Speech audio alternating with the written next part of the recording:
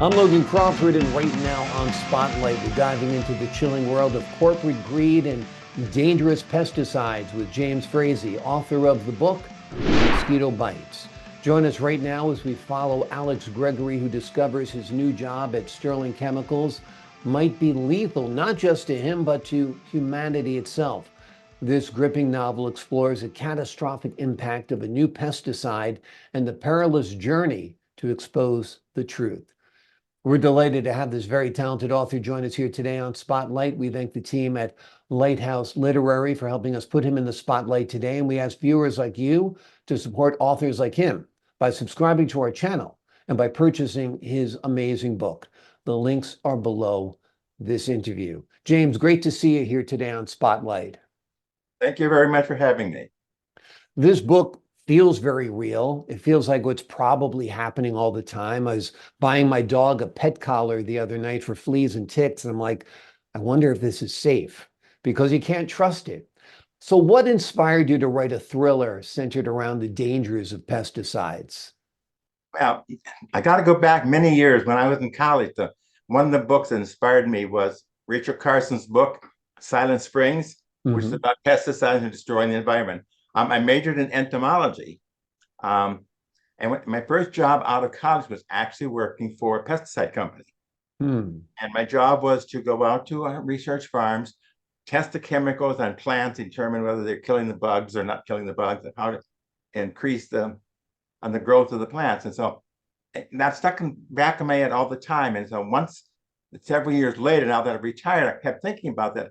What would happen if a pesticide actually went in there? It destroyed all the bugs like it's supposed to and help companies, but then it also changed the environment, so in the long term might hurt people without knowing it.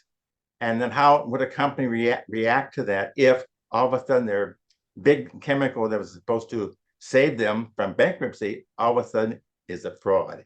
Yeah. That was, and how it's going to, and then it's about how the person who played Alex Gregory actually was after my own life, this type of work that I did working with the chemical company. So it's based on that. Very, very cool. Did you actually spray the chemicals? Were you testing the chemicals? Tell me a little bit about your... I was out on the farm spraying the chemicals, out there collecting how the growth of the plants, collecting the insects that was killing and not killing on like 8 different plants, counting them, going back and analyzing the data and identifying if this new product was worthwhile going to the next phase of development. And we're testing like 7 to 10 new products every year. Amazing. Right. So no ill health effects for you, hopefully. No, not that I know of so far. Thank goodness, because we have people spraying our property for ticks and they're there. And it looks like they're doing that all day long. They're breathing it in, no matter what kind of mask you wear. In some cases, not wearing any mask at all. But they tell me it's harmless, that within 2 hours, once it's dried, let the dogs play on it, let the kids play on it. So that's good to know. But this makes a great novel because people's imaginations are already geared that way. Like, what's in this stuff? What are we spraying on our lawns? What are we spraying on our fruits and vegetables? Could it kill us? And you know, you've come up with a story about that. Well, the one thing is that I always worried about these chemicals. It doesn't hurt me now, it doesn't hurt me tomorrow. What is the long-term effect? Now, 20, 30 years from now. And that's something that these companies never test. Yeah. And that was the purpose of the book, to show, we got to worry about more than what it does today, but what possibly do in the future. So even though it was a novel fiction, it had a lot of my own feelings in about the environment. Yeah, it has that feeling of an expose. And I know Sterling Chemicals was a company you made up because you can't use the name of the real company. But yeah, those are lingering questions that we have, no doubt. Have you envisioned this as a movie, perhaps? Yes. Yeah. Tell us about that. Who would play Alex Gregory? Now that's going to be. I have thought about that over and over. We got to find somebody handsome enough, because we know he's really you. Yeah. Well, I'm not that handsome. No, I think about all the time about the characters that in my mind, and I can't. Who would play this part? And I really can't. Probably the closest one that I like would probably be Matt Damon. Matt Damon would be great. Yeah. And he's got that type of. But the rest of the characters, I just cannot yet Well, there's a Get in my bunch of mind. casting directors in Hollywood who can figure all that stuff out Yeah, just like that. You'd be surprised. and Yeah. maybe yeah, they have to let that to them. So, and there are some characters, and one of the characters in there that actually died in the book.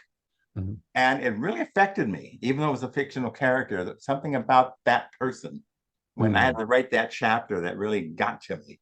And I don't know Yeah. why, but just Yeah. like I felt like I lost a good friend who was never really a Right. friend. Well, I think sometimes we create characters in our books and in our screenplays that we love on some level, that they're a good guy or they're a great girl or whatever it is. And when they do meet their demise in the storytelling process, part of you is kind of lost. So that's part of it. I mean, when you're creating a world by writing a novel, you're living in that world for a while, right? Yeah. Yeah, all the description. Actually, the apartment that is in the book is the apartment where I'm living in, the locations where I'm living, the place where the offices where I went to work every day when I was working for the chemical company stuff. Yeah. A lot of real life experience in there. And one of the people I know from California and he said, "You really described the subway. I never understood how the subways worked in Manhattan." And you said you really described the That's subway. great. So I guess You I did got to something good.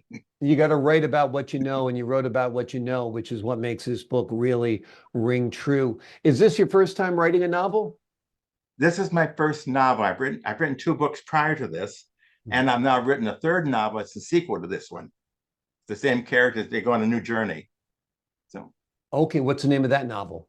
that's called Searching for Sarah. Searching for Sarah. Okay, sounds great. So not only do we have a book in the makings or a book out there right now, we've got a sequel. And so we've got two movies out of this at least. So this is good. You're becoming prolific here, which is great, James. What's Excellent, excellent. interesting, I didn't write any of my books until after I retired. I never thought I was a writer. All of a sudden, one day it just hit me, I've got to put this stuff down. Yeah. And the interesting about it, I tell my friends, when my first class in college was English class. And the Mhm. first paper I ever wrote, I got an F minus. So I That's said, a I'll sign never you're doing something right. something right now. It goes back what you said. You write about your experiences, your whole You write life, about your experiences and what you know. also what's different and new and what challenges the norm is not appreciated in a scholarly setting. Right. You know, I mean, famously, Fred Astaire was told that he can't sing, can't act, can dance a little, right? That was his critique. So if you got an F minus, and on your in your English class, I can understand it. I feel your pain because creative people often aren't understood. That's for sure. So you've written these two novels now, and is there a third installment coming in this story? There's one I'm working on right now. Yes. Okay, Um, great. And what's going to be the theme of that third installment? I'm going to keep that a secret right now. Okay. It's the same characters. I'm still trying to work out, where they're going and how they get there. So I may change my mind. So I don't want to put anything out that I'm sure yet 100%. Exactly. It's still in the fermenting Yeah. process, in the brain processor, as we like to say. Absolutely. What was it like writing the book? Did it just flow? Did you struggle? Were you up early mornings? Were you up late nights? Tell us a little bit about the writing process. I always, other writers I've talked to say, well, they have a schedule. They get up in the morning, they write all day like a normal job. I'm not like that. I only wrote when I felt like it. All of a sudden I got this idea. I got to get it down on paper. And I may sit down and write for an hour and not write again for another 3 days. Hmm. But once it started, it just came out. But somehow I got the idea and I said, now I got to make it go. And so that's my process. Yeah. It's not an Awesome. 8 to 5 job. It could be a 20-minute job. Yeah. Whenever you have time, it might be 4 hours one day, 3 minutes the next day. Whenever you have the thought, whenever the feeling moves you, Yeah. that's Yeah. when is the right time to write. Well, that's wonderful. And it's like I said, this book is captivating because it feels very, very real. And it feels real because Alex Gregory is based on the real life author. And the name of the book is The Mosquito Bites. And it is the story of Alex Gregory, who discovers that his new job at a chemical company might not just be lethal for himself, but for all of humanity. It's a great read. It really, hits those fears that a lot of us have inside. By the way, who is your intended target for this book? Who do you think would enjoy it? Actually, it's a mystery novel. Anybody who likes mystery and likes suspense. Exactly. It's a thriller. It's a page turner. James, thank you so much for joining us here today on Spotlight. You're quite welcome. Thank you. I appreciate your time. To folks at home, I'm Logan Crawford, thanking you for your time this time. Until next time on Spotlight.